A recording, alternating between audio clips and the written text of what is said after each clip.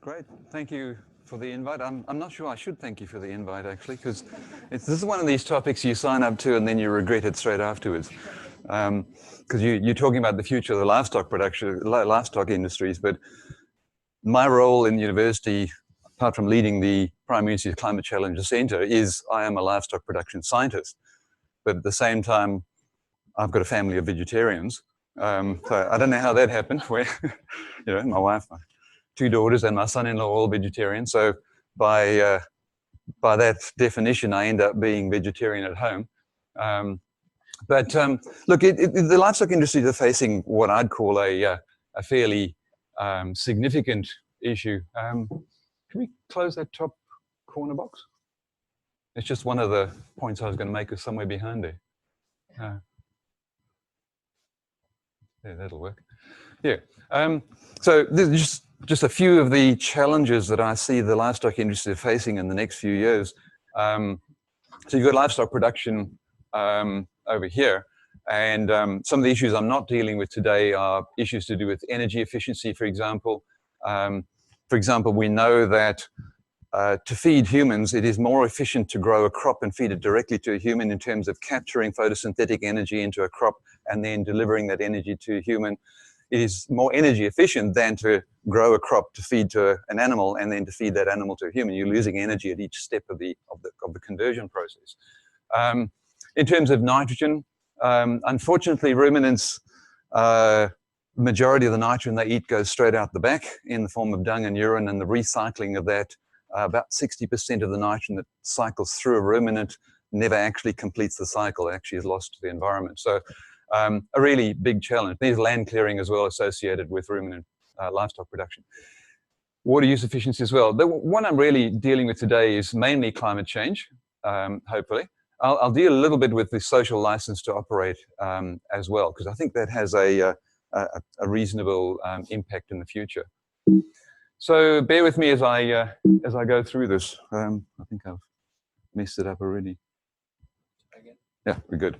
All right, a bit of setting the scene on where the demand is going in the future, and trying to say it's not a simple solution to the future of livestock production. We know the world's population currently, and that the targets are by 2050 will be 9.8 billion people. We often quote that figure and we say, well, that's the future world population. Actually, that's only the point at which the rate of increase in the growth of the world's population will begin to slow. It's not the peak world population. The peak world population by 2100 is still going to be somewhere between 11.2 and 16.5 billion people. For the purposes of this talk, though, I think it's important to distinguish between different parts of the world, the less developed countries versus the more developed, and where that growth will take place. And there's a reason I'll come to this in a moment. So growth is no longer as rapid in the developed world or the more developed countries, but most of the future growth that's likely to take place will be in developing or emerging economies, depending what terminology you prefer to use. So I think it's an important distinction. Now, within that 54%, within the developing economies in the world, is another category called the world rising middle class, which is a group of people rising in their personal affluence as time goes on. And this was a slide from 2009, which said we had 1.8 billion in 2009, and they predicted 3.2 by 2020 and 4.9 by 2030. I checked last week, and apparently in 2016, the world rising middle class was already 3.2 billion people. So these are a group of people that are emerging from possibly a less differentiated diet than you and I might enjoy, but as they increase in their personal affluence, wanting more differentiated food in their diet. And I think this is pertinent to livestock production in the future. And that is a fairly interesting and clear relationship between rising personal affluence and the increased demand for red meat in the diet. So you've got countries like Australia, the US, Iceland, Japan, New Zealand sitting up on the top right-hand corner, and the majority of the current world's rising middle class sitting in the bottom left as they increase in affluence, wanting more animal-based protein in their diet. Now, that's why when you look at population increase and you see that there's going to be about a 50% increase in population by 2050, why the United Nations FAO would suggest that we need between 60 and 70% more food. Because as people rise in their affluence and they demand more differentiated products in their diet, you can't just simply double food. You've got to actually more than double food to meet their requirements. So that's the challenge.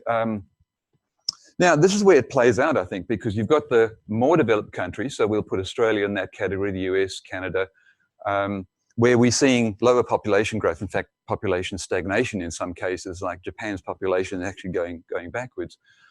We're seeing health messages of moderation saying, eat less meat and you'll be healthier. I think we all agree that that's correct. We see rising animal welfare concerns. We see concern about the environment, the environmental impact of livestock production. And as a result, I think we are seeing a trend towards rising vegetarianism, quite a rapid trend that would go along with the stagnation of meat consumption. So this is a study by Thornton looking at developed countries versus developing countries in terms of their meat consumption. And very clear a slowdown in most developed countries. That pattern is clear in Canada, it's clear in Australia. Whereas on the other side of the coin, you've got the less developed countries, where historically there's been lower meat consumption in those countries. But as the world's rising middle class is emerging from those countries, we're seeing a rapid rise in meat consumption. I think what's interesting for livestock production itself is in those countries at the moment, at least, there's less of a focus on health, environmental, and welfare concerns. So the livestock industry is entering a phase where livestock production, say in Canada or in Australia, is facing an increasingly constrained operating environment, but exporting potentially to countries that have less of those constraints. So it's a very challenging, changing times that we're going into. Now, I said I'd deal with social license to operate, and this is a very good example. This is the Australian Meat Industry Strategic Plan, and I was involved in earlier versions and in this one. Sometimes feel like a bit of a pariah sitting on the inside, helping with the strategic plan. But in previous plans, the plan only considered the upsides, the upside of the benefits of investing in various industry plans. So above the line, what is the profitable returns to the industry of investing in various in various strategies? And in this particular plan, we started tabling what are the risks to getting it wrong? What are the risks to the industry of getting the animal welfare wrong? What is the risk to the industry of getting your environmental footprint wrong? And suddenly what started emerging in the plan is these very large downside risks, the penalty to the industry of getting the settings wrong. Now, the best example you've got of that right now is live export. And I don't need to remind anyone, I'm sure, in this room about the live export issue that's being faced right now, where we have both the public and MPs on both sides of politics calling for a total ban on live export. When we raised it in this particular forum, it was a no-go subject. It was, don't raise the issue of live export. And, I asked in that forum, what's plan B? Do we have plan B? Well, we need plan B right now. And plan B, we were tabling it in 2016 that we needed plan B. And so I think there's a fairly significant risk there. And then the heading at the top says synthetic meat, but I'm sure you got the idea straight away. The emergence of synthetic meat. There's a lot of philanthropy investment going into synthetic meat. I don't know, we can have a discussion later about whether it is right if you have chosen to be a vegetarian for welfare reasons that you still then decide to eat meat. There's a lot of research going into cultured meat, in vitro meat, synthetic meat as a competitor to the livestock industries. It still has some challenges in that to culture meat, you still need cells from a live animal. You can't culture meat without the cells from an animal. So some animal has to donate those cells to start off with. And currently one of the challenges, as far as I understand, is that we haven't managed to culture synthetic blood. So synthetic meat still has to be fed on a culture that has nutrient solution and real blood products in it to grow the meat. So it still presents a bit of a challenge. But if you read the literature on it, they assure us that that's under research at the moment to try and come up with that. Probably closer to market is artificial milk or hen-free egg whites. A challenge here from my perspective is still that what it is genetically modified yeast. So with modified yeast to produce the proteins that are produced in milk. You know, if you can get over the GM side of things, well, then that might be a solution. But otherwise, it still presents a bit of a challenge. So definitely, again, that's another solution emerging as an alternative to the livestock industries. There would be a footprint associated with that because you still have to produce the nutrient solutions and the nutrient inputs to actually grow synthetic meat. But in terms of, for example, methane emissions from livestock, that would probably get you around that problem. So moving on then at the end to climate change and greenhouse gas emissions. Agriculture has a footprint. It has a climate change footprint. This is the Australian National Greenhouse Gas Inventory, where you've got the energy sector, the transport sector, and 14% greenhouse gas emissions from agriculture itself. Now, the energy consumption and the transport emissions of agriculture are captured in these two bars. They're not represented there. So that could change that figure somewhat. But if you look at where the emissions come from within that 14%, the largest slice of those emissions is from what we call enteric fermentation. So that is fermentation in this forestomach of a ruminant. So that's cows, cattle, sheep, goats.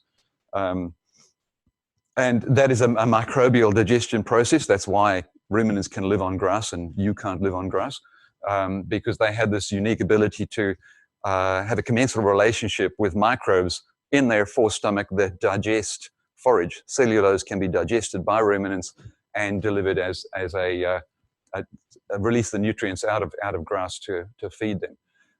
So that's a unique ability that ruminants have. But in that process, there are microbes in that ruminant environment that dispose of excess CO2 and hydrogen in the form of methane. It's a mechanism of disposing of surplus energy in the rumen. And unfortunately, that methane is a greenhouse gas. And in Australia, agriculture is the dominant source of methane.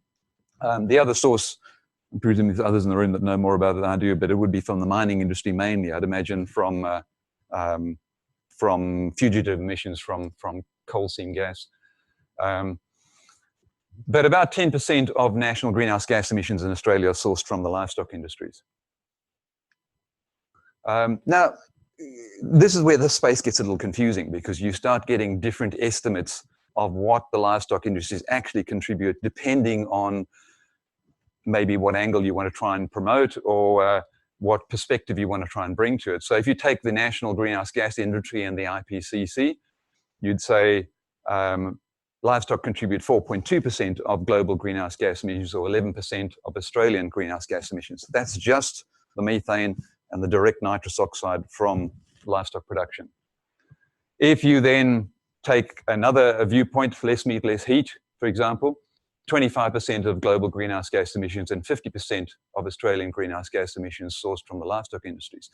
What they've done here is they've taken all the deforestation into account. They've taken the land clearing. They've taken crop production that's fed to livestock production, the greenhouse gas emissions from that, the transport associated with livestock production. Plus, in this particular case, what they've done is taken the 20-year global warming potential for methane rather than the 100-year global warming potential for methane. So it's taking 86 times CO2 rather than the 32 times or 36 times CO2 that's used in the upper estimate. Neither are necessarily wrong. It just depends what perspective you take on how we account for the contribution of livestock production. The one I tend to use, because it's probably the most defensible, is livestock's long shadow, which would suggest that about 18% of global greenhouse gas emissions are sourced from livestock production. And the reason why I say that is because they take the transport into account, they take deforestation into account, but they don't use the 20-year global warming potential. They use the standardized 100-year global warming potentials. And this still gives you, whichever way you look at it, livestock have a significant contribution to climate change. And it does raise the question of their relative contribution. Because there's an interesting study here which would say they might contribute 18% of global greenhouse gas emissions, but contribute 25% of human protein consumption. So, you know, if they are a dominant source of greenhouse gas emissions in our society, and only 25% of your nutrition is sourced from that, we have to have a discussion about what we consider acceptable. Now, where does it come from? Well, we know the majority of the emissions come from the beef sector, and secondly from the sheep sector, in Australia that is, and third from the dairy sector. That's just a function of animal numbers. So there's the most number of beef cattle around. Secondly, the second highest number of animals is sheep, but then one sheep is about equal to about 6 cows. So, you know, it's slightly smaller because there's less emissions per sheep. But on a dry matter intake basis, they're about all equal in terms of how much they produce. And then there's some methane generated by waste disposal mechanisms. So in the beef sector, that would be the feedlot industry. In dairy, that would be their effluent systems. And in pigs and poultry, there's some small amounts of methane from them as well. But this is where the story gets interesting, is when we constructed these calculators that take the accounting methodology and distill it down to a farm boundary to give a perspective of different metrics. So here you have tons of emissions, CO2 equivalent per cow from dairy, per hectare, and per ton of milk solids. So that's an emissions intensity measure. And you've got beef cattle in Northern Australia, 2 tons per animal unit per cow, but only 0.12 tons per hectare. But remember, in Northern Australia, there's 1 animal to 40 hectares. Whereas in Southern Australia, that would be probably 1.2 because the number of animals per unit area is greater.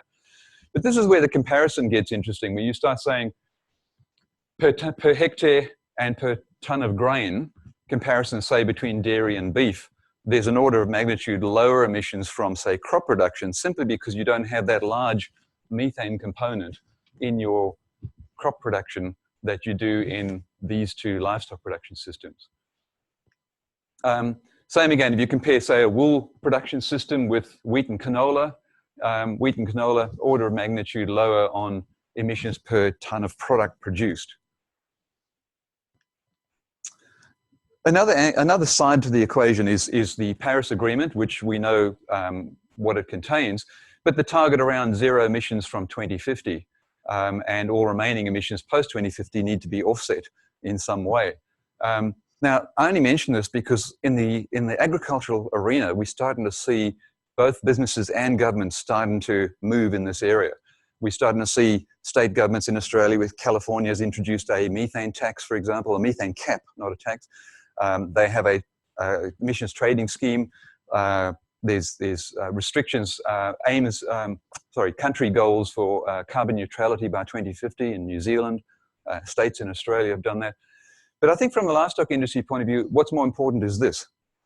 And that is if you go to all these multinational food agribusiness supply chain companies, you will find these statements in all of their sustainability reports. And this is where they are targeting emissions reduction from certain sectors. So for example, you've got Unilever over here. You can imagine Tesco in the UK requiring lower emissions products, Unilever responding to that, Unilever putting pressure on Fonterra putting pressure on dairy farmers in Australia to reduce their emissions. Now, the one caveat here is if you look at those statements, they all are emissions intensity based, not absolute emissions based. So there's quite a difference between where the supply chain and industry want to go in terms of limiting emissions intensity, as opposed to governments that might be working on the other side of the normal distribution, saying we want to prevent absolute emissions. But this is what's driving the agricultural sectors right now, is this emissions intensity goals. And I think it's a significant statement I came across, I think it was in the Financial Times. Of the 100 largest economies, 69 in the world now are companies, not countries. And I think we need to think, we need to think of this as our point of influence, because our point of influence through government, historically, those of you who worked with government policy, it's pretty slow and sort of lags behind a bit. Sorry for anyone from government here. But you know, someone explained it to me really nicely the other day, is you've got this normal distribution.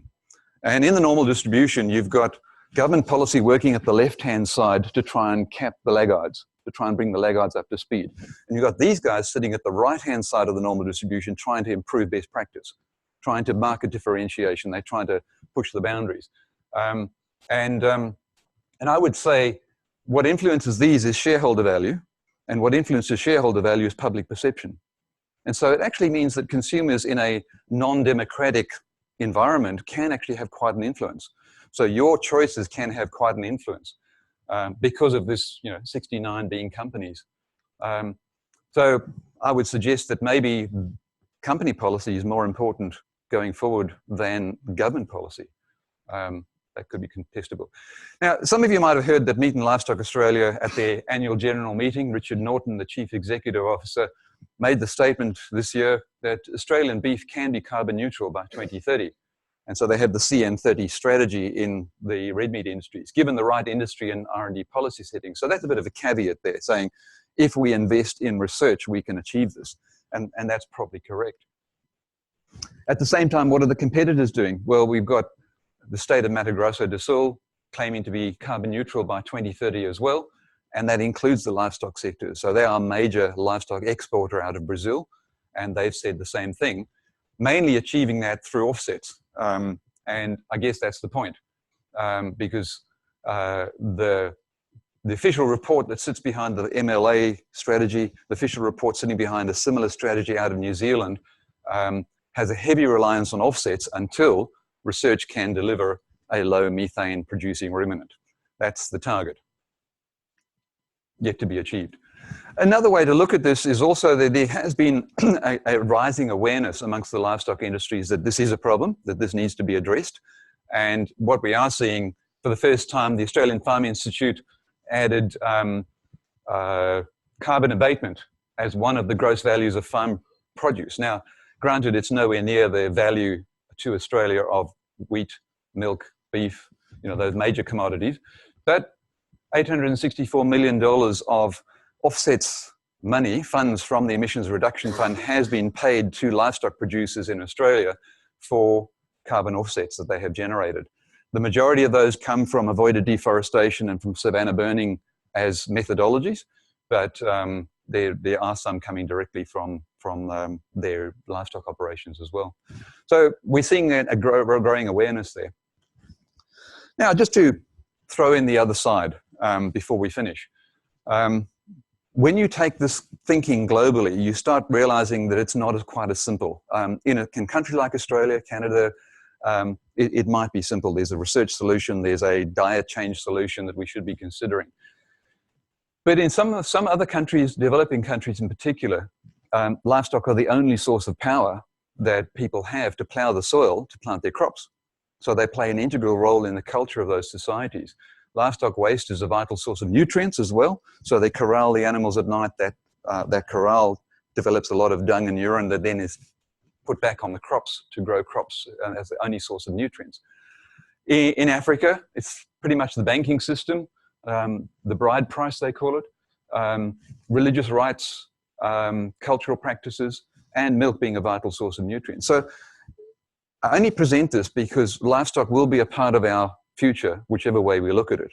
And we need to think about solutions that include not just one solution, or we have multiple solutions that we have to think about. And so it brings us to the question. You can turn off the lights. In other words, you can save energy. You can buy green energy. You can put solar panels on your roof. You can walk to work, or you can cycle. You can change your transport preferences, but we have to eat.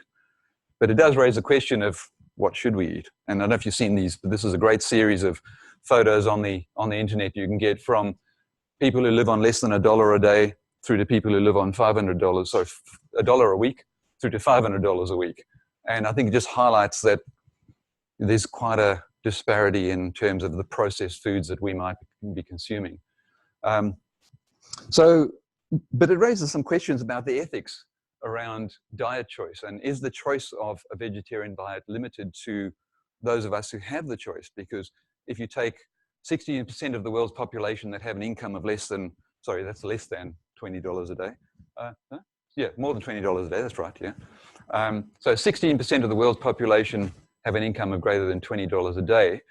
And the majority of the world's population are more concerned about where their next meal comes from, regardless of what it is, and the emissions or environmental impact or welfare issues associated with that. That's just a reality of the world we live in. And then we see a major stumbling block in IPCC negotiations is, wealthy people like us saying, well, everyone should be vegetarian as the solution. Us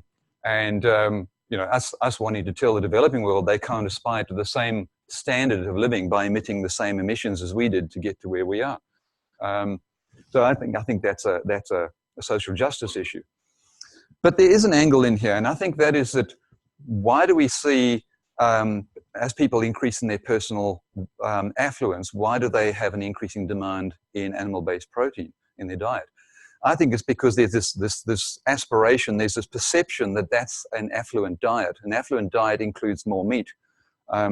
And maybe the responsibility sits on us to actually change the perception of what an affluent diet is. It's a diet of moderation. It's a diet of balance. It's a diet that is different to what it currently is of overconsumption.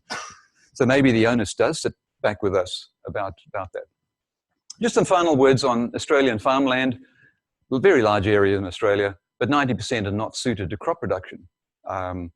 And certainly we wouldn't want to disturb the rangelands of Australia. The soils are not suitable anyway, and the rainfall is not reliable for that purpose. And an argument has been made that ruminants are the only way to convert that type of environment into food production, because they have that unique ability in their digestive system using microbes to extract food out of what we would not be able to live on.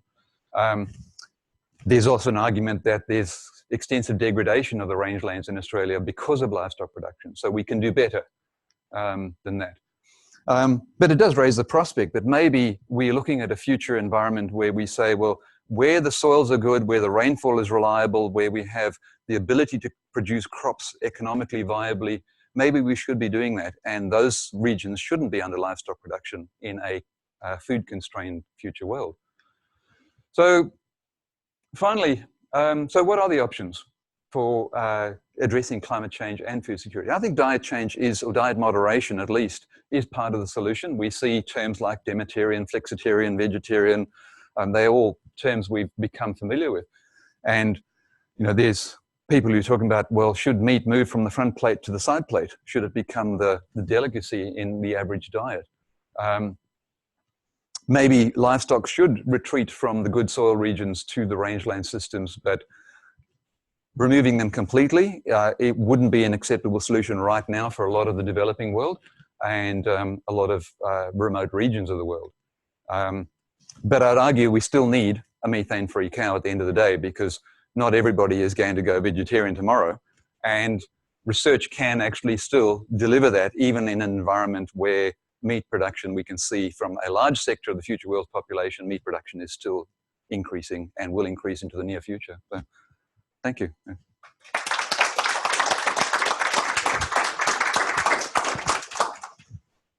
Okay, I'm going to open it up to questions. Does anybody? Thanks very much for your presentation today, Richard. I'm Michael Wheelahan. I work in the Victorian Department of Environment, Land, Water and Planning, so I'm one of the government folk you were referring to before. No offence taken, I agree with your assessment. Richard, some of the solutions that the different industries are looking at there involve offsets. There are quite widespread expectations as the world comes to grips with the challenge of meeting its Paris Agreement expectations and commitments, that offsets will become extremely expensive. Has that been factored into those assessments, or do you think offsets are really reached for as a bit of a cure-all with a focus on their current low prices in where they're traded? It's a good point. There's a lot of discussion around offsets, particularly with that carbon neutral 2030 target for the livestock industries.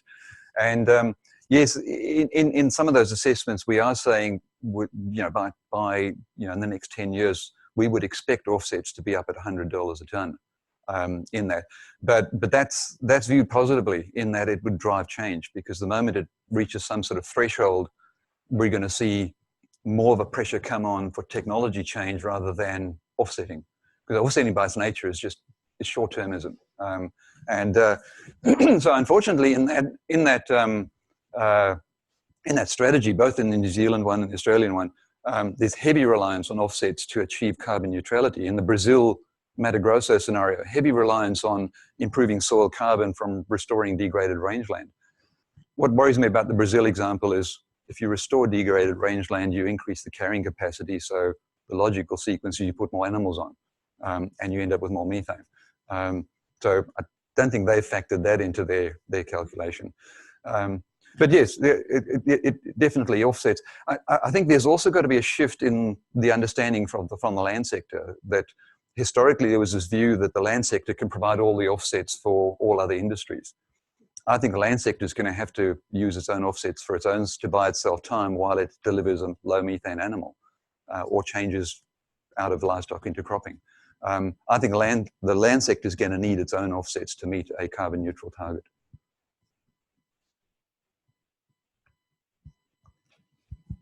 Other questions?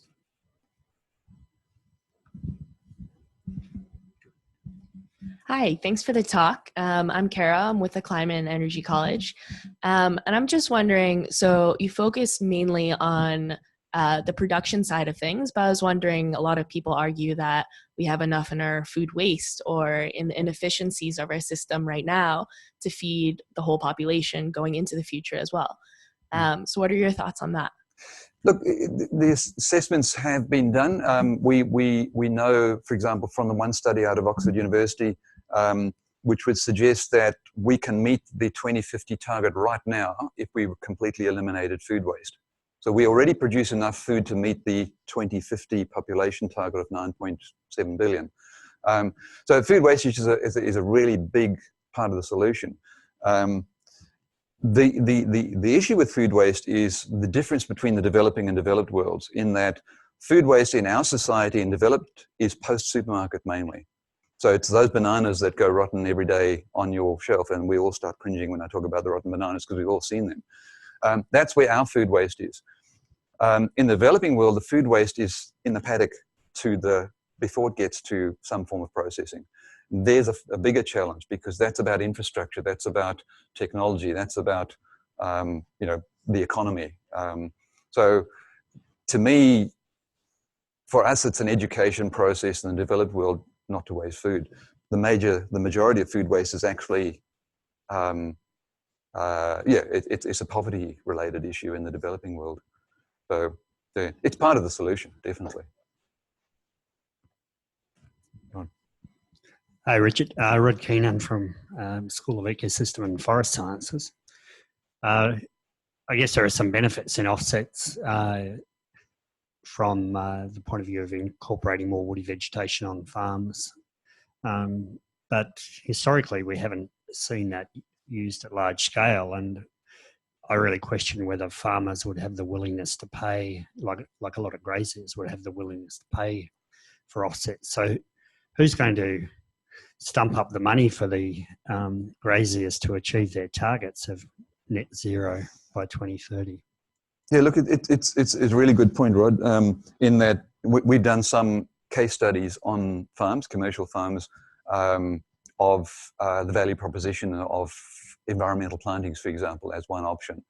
And if a productive, profitable farm sacrifices any productive land for the purposes of planting environmental plantings, the carbon price, even at $100 a tonne, is never going to pay for the difference in the loss of productivity. So the financial incentive, you need a carbon price well into the $400 a tonne for a farmer to give up land that might be productive.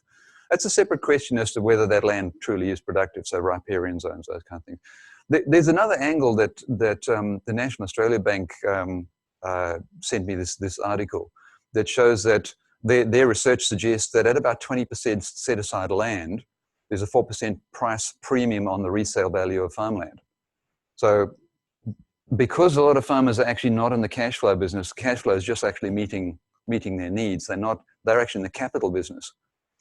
It could actually be an important driver that actually having a farm that has a bit more biodiversity on it actually will sell better in the marketplace eventually at a 4% premium. That might be more of an angle. did you have a question too? Okay. All right. I'm gonna ask one of these questions from online. Fraser Gibson No. asks. Can I choose which one? I was just gonna start from the top. So, what is the future of cattle in Kimberleys given significant temperature increases, fires, etc.? Yeah, so Fraser Gibson asked that question. Look, heat stress is a fairly significant issue. Heat stress from climate change is probably a bigger issue in southern states than in the northern states, and I'll clarify. A lot of the cattle we have in southern Australia are more temperate cattle. They're Bos taurus, not Bos indicus, to differentiate. And it's well known that the Brahman type cattle, the cattle in northern Australia, are bred, they come out of regions that tolerate far higher temperatures. In the short term, it's an issue, but it's not an overwhelming issue as much as heat stress is a rising issue for livestock production in the southern states. Just there's a couple of things in there, and you would know this from some of the data you're working on, Rochelle. There's some signs of adaptation that take place. So, you know, people who live in Cairns don't complain about the heat as much as visitors to Cairns. Cattle that live in those environments adapt to their local conditions. So extreme events in southeastern Australia, I think, will have a far bigger impact on livestock because they're just simply not used to those sudden changes in the extreme. Cattle that live in Kimberley would first of all be of a Bos indicus type, which is your Brahman type cattle. They handle higher heat stress load.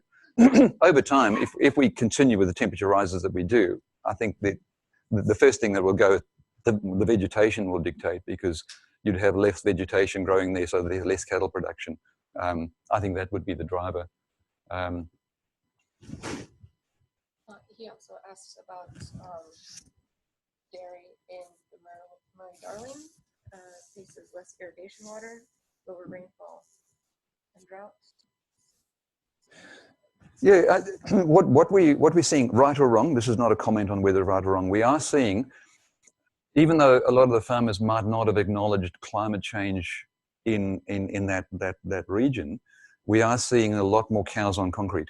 We're seeing a lot more industrial agriculture develop in that region, and effectively what's going on is they're seeing that perhaps insulating these animals from the environment is a better way to manage the system, and whether it's a conscious thing or not, we're just seeing that trend. So I think that's also results in less water use, less irrigation demand. I mean, the concept of pouring water, flood irrigation, I think if you just think about it, you're pouring a thin layer of water on top of a pasture with the most highly evaporative conditions you could imagine, and we're doing that in summer. It's not the best use of water. So I think there would be a natural transition to alternative systems over time. Yeah, hi. Thanks. Peter Hansford, also from the Victorian Government, but my interest is in the future of the Australian beef industry, and therefore I'm interested in learning how Australia compares, or indeed Victoria might compare, with other parts of the world who are also beef exporters, and is there any chance that we could be the production centre with the lowest carbon footprint? Yeah. In terms of developed countries, so if you had to compare Victoria with New Zealand, probably not a big difference in the carbon footprint. Not a big difference between us and similar temperate latitudes around the world. A fair difference when you start going to rangeland systems, because inherently the quality of the feed is lower. So the emissions per unit animal is probably higher, but the emissions per hectare is much lower because there's less of them. I think to differentiate on that basis, we would need to demonstrate there is a lower methane profile. That's the beginning and end. All the other contributions are about not very differentiated between countries. And how well placed is Australian R&D community to achieve that? The question was how well placed is R&D to achieve that? we've had national programs in Australia on livestock methane, the livestock methane program, that looked at a whole range of technologies, from feeding animals differently to breeding animals to manipulation. Most of those technologies, when you apply them in a whole farm system, so something that reduces methane by, say, 20 to 40% of the enteric methane, when you apply it in a whole system, that technology only works for, say, 3 to 6 months of the year because of the diet quality. And then it's only 60% of the total profile of the farm. So a 40% technology to reduce methane ends up being a whole farm emission reduction of 10%, which is not as impressive as we started out with. Having said that, there is very promising research that looks at, so to get a bit earthy, we know that our gut microflora are determined, are largely determined by our upbringing, our early years. And it's the same with animals. And we now know that a ruminant that is raised 3 generations, low methane or low methanogen populations, will perpetuate that into future generations. So that has great promise, because what you've got to do is come up with a strategy that reduces methane that isn't a artificial chemical you've put in. It's not some intervention that costs on a daily basis, because you've got to think about, cattle in Northern Australia that will be producing methane that never see a human until they mustered for market. So your opportunity to intervene is limited. So you're looking for something that is perpetual, sustainable, repeatable between generations, and no residual cost to the producer. And that would be the way to go. Okay, Karen Hawk from Murdoch University asks about how, if you have thoughts on how we can get people to change their perceptions around meat. And yeah, thanks, Karen. How do we go about that? I think it's an awareness that we're moving out of, if we can couple together the messages around diet moderation, around health, environment, and animal welfare, put those together, we might actually be able to, well, if you take the current trends that we see in Australia of rising vegetarianism, I think we are already starting on that track of sending a message saying diet moderation or demetarianism or flexitarianism is actually the diet to aspire to. So I think we've just got to raise the awareness of those impacts, and then over time we will see that be the perception of a diet of affluence. That's my simplistic interpretation. I'm not sure if I can actually get this question right in my head. Sorry, my name's Jane O'Grady. I have a part-time hobby farm on French Island. How about efforts to change the vegetation in the farming areas? Like in the north of Australia, I just look at those things on the television and weep. I don't know why they've got cattle up there. It's pointless as far as I'm concerned, There are places where you can raise animals without doing too much damage to the environment, but there's a lot of places where you could do a lot of remediation, and a lot of places like around Gippsland where whole acres and acres and hectares have been sort of mown down over the years to provide grazing, I just, it's all out of proportion. Do you know what I'm sorry, I can't. Yeah, it's probably out of proportion because the driver is economic. I think what we need to do in agriculture generally is change the signal, because the signal farmers are getting is more is better, not more quality is better or more differentiated is better. And that's where I think we need to work on, is that a quality product out of a sustainable system is actually the value that you'll be paying for when you look for food. Right now, grain in the hold of a ship is not really differentiated that much. Milk powder in the hold of a ship is not really differentiated.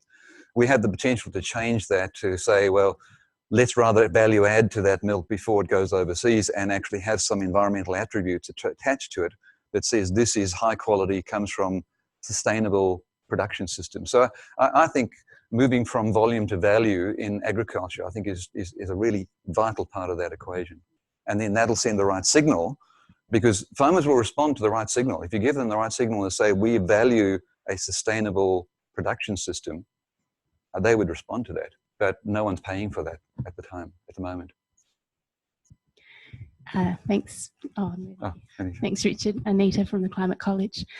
I'm just trying to get my head around what you said in the response to the previous question. So what you're suggesting is the solution, or part of the solution, is to deliberately evolve the guts of these cattle in a different way, right? So I'm just trying to think through the ethics of that. Yeah. Look, there's a couple of things. Methanogens are archaea. There's these three forms of life identified: eukaryotes. What? Someone help me? Eukaryotes, prokaryotes, and archaea. They are very distinct, and they thermophiles that live in extreme environments. The animal doesn't need them, and never has. And there are ruminants. There are other animals that have similar digestive systems that don't have those in the population. Like kangaroos, for example, don't have large proportions of methanogens for various reasons. So I actually think if there's a natural way, in which, so for example, you give you an example, this seaweed that they're feeding cattle on to reduce methane, you could actually feed that to 2 generations. And after that, there's a high probability that they will just continue to be, without the seaweed, continue to be low methane. It's not genetically modified. And exactly. I mean, you go back 200 years, there were no ruminants in Australia. And there's plenty of studies around to suggest that, the argument that North America got rid of bison and replaced them with cattle, so the methane's, no, there's about double the number of ruminants in North America compared to, 600 years ago. So that. Hi, I'm Tegan. Just talking about co-benefits coming from your beef production.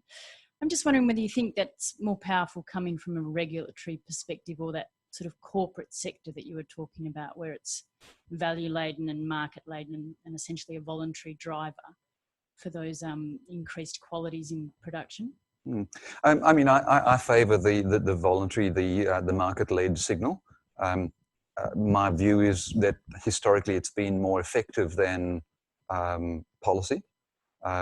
There's just enough examples of people circumventing policy or not complying with policy. But I think there's great potential. So one of the options we looked at, for example, for the Northern Australian degradation issue, is a carbon offset method that allows accounting of the total carbon in the landscape. Now, we tried to develop this originally, but government wasn't ready for a complex methodology that looked at the whole system and said, let's take the system as a whole. We'll talk about restoration of the degraded rangeland. We'll talk about more carbon in the soil as a result. We'll talk about more shrub carbon, which is probably not formally recognized, but restoration of that general landscape, as well as improved livestock productivity as a result. But until that's valued, we can't see a sort of a package like it coming. I think that could very well be the next big step we see in some of these production systems, as a whole of system carbon methodology, rather than a component methodology that says savanna burning and another one that says soil carbon, another one that says livestock productivity. And then there's also quite a lot of discussion around a voluntary market, which is not necessarily just carbon, it's around environmental attributes generally. And I think that's something that's worth exploring as well.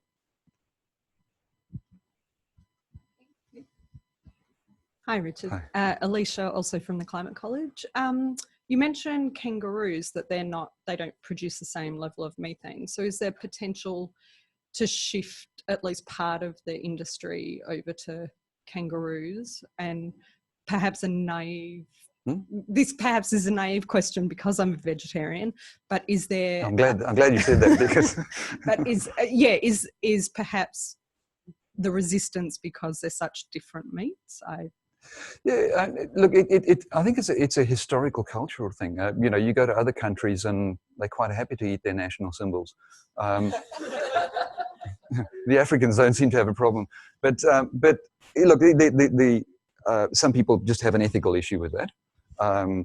The truth is, kangaroo numbers certain populations of kangaroo numbers are in vastly greater proportion than they used to be, because they live on grass, and the historic, 200 years ago, the quality of rangeland was quite low.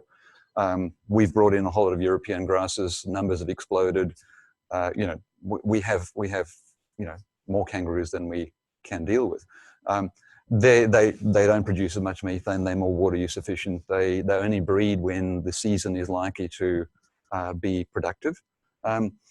There's many reasons why you might do that. Fencing's a problem, but we've proven that's not an issue. Just electronic control of watering points actually solves that problem. So there's not even a problem there. I don't know why.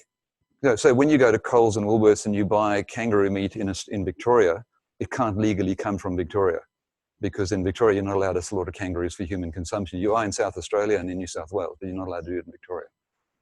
So we've got state by state mixed messages, but there's no reason why not. And the lower cholesterol meat as well. So from a health point of view, it's probably better for you anyway. So. Other questions? Hi, I'm Tamison Ramsey, environmental anthropologist, and I work with the Animal Justice Party. I know the CSIRO have done soil tests in various parts of Australia and discovered that in certain belts, hemp, quinoa, spelt are grown very successfully. And I wondered if the Department of Primary Industries would be open to helping farmers transition a bit and to, reduce the number of animals killed for food and get into these highly nutritious, high protein plant crops.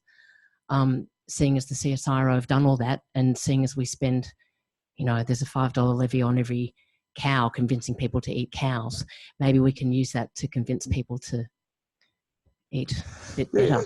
I mean, good question. I mean, the hemp industry's been around for quite a long time. Agri-Futures, or used to be Rural Industries Research and Development Corporation, have funded a number of projects in that area. Quinoa, they are keen on. Millet, yeah. Not so familiar with millet, but I mean that's a crop that's been around historically, so that's not a problem. And you can grow it in more arid areas.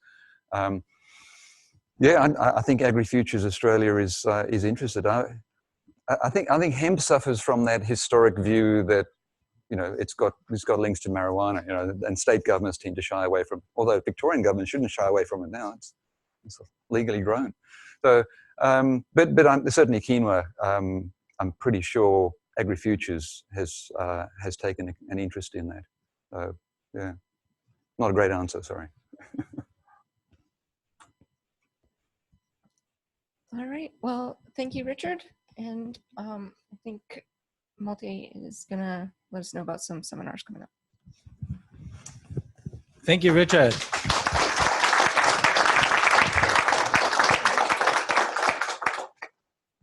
That was great. To me, it boiled all down like we need to do the research on the methane-free cows. But that was a fantastic seminar. Just to let you know, our next seminar series is actually on the 13th of June. Some of you might have seen the main event at 6 p.m. at night is together with the EU Climate Diplomacy Week to celebrate climate diplomacy around the world. These tickets have sold very fast. It's in Cinema Nova. However, given the large request, we are going to have the screening also here in the college on that night. So Wednesday, 13th of June, 6 p.m. We are going to send out invitations soon so that you can sign up for the evening event that takes place here with a video transmission also of the panel discussion there. That is the one event. And we also have not yet on our website, but on the same day during 11 to 12, that around that time, we have another guest from Western Australia. She formerly worked with the German Environmental Ministry. That should be interesting as well. So please watch our space on Climate College, Unimelp, ADU, and /events. Thank you so much for coming. See you soon.